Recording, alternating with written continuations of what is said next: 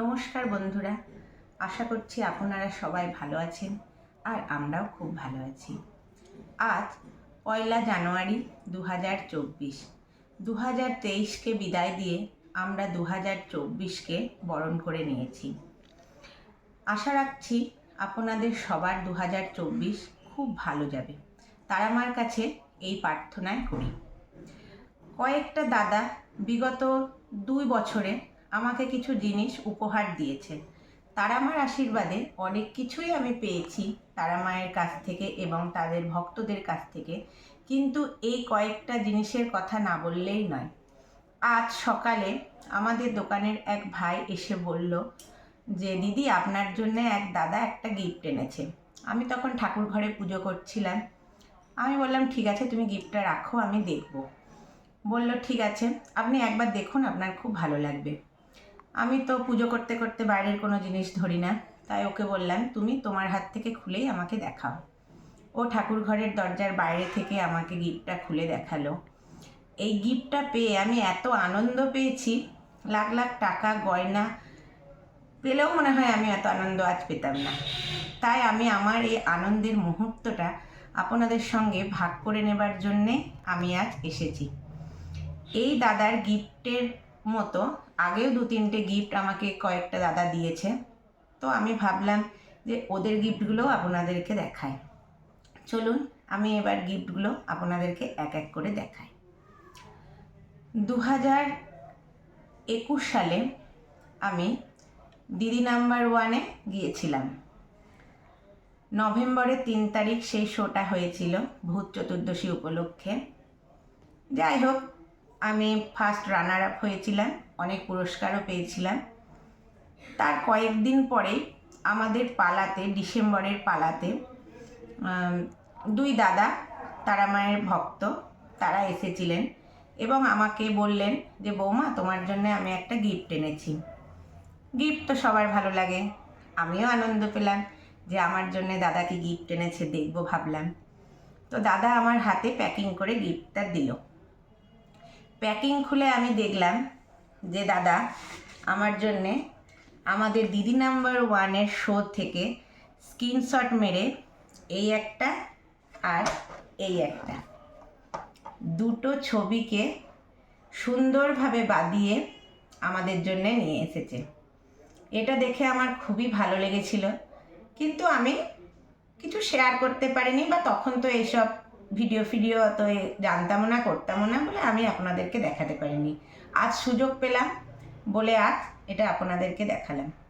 তো এই দুটো গিফট দাদা আমার জন্য এনেছিল। এর সঙ্গে উনি গিফটগুলো ভালো করে দেখা, হ্যাঁ, এর সঙ্গে উনি আর একটা গিফটও এনেছিলেন। সেটা হলো এটা। এটা আমাদের এক ভাইয়ের ছেলের উপনয়নে আমরা গিয়েছিলাম এবং সেখানে এই ছবিটা আমরা তুলেছিলাম। তো উনি এই ছবিটাকে ডাক টিকিটের মাধ্যমে আমাদেরকে গিফট করেছিলেন এবং একটা সুন্দর লেখা তার মধ্যে লিখে দিয়েছিলেন। এটা আমার সেই মুহূর্তে আমার খুবই ভালো লেগেছিল, কিন্তু আমার কোনো উপায় ছিল না, তার জন্য আমি আপনাদেরকে দেখাতে পারিনি। এরপরে আর এক দাদা আমার ছেলের উপনয়নের যে সমস্ত ছবি ছিল সে সমস্ত ছবির মধ্যে থেকে এই একটা ছবি আমাকে বের করে এনে দিয়েছিলেন। এরকমভাবেই ল্যামিনেশন করে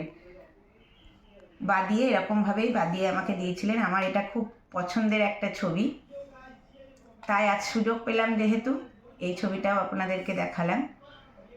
ঠিক আছে, এরপরে আসি আজকের গিফটটা। আজকে 1 জানুয়ারি যে গিফটটা আমার, এই যে প্রথমে ব্যাগটা আপনাদেরকে দেখাই। এই ব্যাগটা আমার খুব পছন্দ হয়েছে। আমি আমার ওই ভাইকে ধরলাম, ছোটনকে বললাম যে ভিতরের জিনিসটা যাই থাকুক, আমি ঠাকুর ঘরে বসে এই ব্যাগটা দেখেই সন্তুষ্ট। এই ছোট্ট ব্যাগটা আমার খুব পছন্দ হয়েছে। তখন ভাই বলল যে দিদি, ভেতরের গিফটটাও খুব সুন্দর, আপনার ওটাও খুব পছন্দ হবে, আপনি দেখুন। এই হলো সেই গিফট।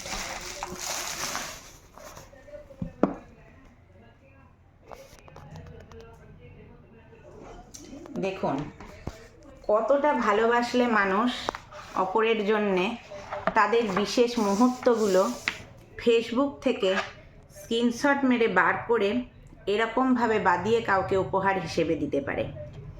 আমি ভাবতেই পারিনি যে আমাদেরকেও কেউ এত ভালোবাসে যে আমাদের বিশেষ বিশেষ মুহূর্তগুলো এইভাবে